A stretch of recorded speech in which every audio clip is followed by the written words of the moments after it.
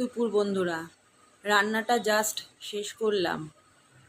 কাজের মাসি আসছে না তো, সেই জন্য একটু লেট হয়ে যাচ্ছে। রান্না বান্না কমপ্লিট করে বাসন মেজে গ্যাস মুছে সেই জন্য লেট হয়ে যাচ্ছে।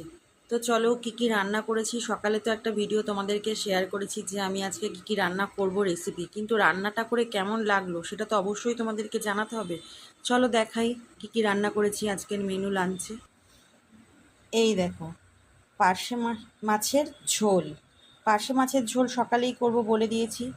আলু দিয়ে, বেগুন দিয়ে, একটু টমেটো দিয়েছি, আর ওপর থেকে ধনেপাতা, কাঁচা লঙ্কা।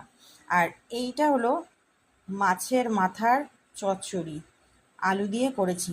খুব সুন্দর লাগে খেতে। যারা মাছ খেতে ভালোবাসো, মাথা খেতে ভালোবাসো, এইভাবে একদিন ট্রাই করে দেখো। পেঁয়াজ কুচি, টমেটো কুচি, আর আদা রসুন পেস্ট, আর কিচ্ছু না। আর জিরে গুঁড়ো, ধনের গুঁড়ো, লঙ্কার গুঁড়ো, নুন, হলুদ, আর একটু মানে গরম মশলা দিতে হবে। গোলমরিচের গুঁড়ো দিলেও হতে পারে, অসুবিধা নেই।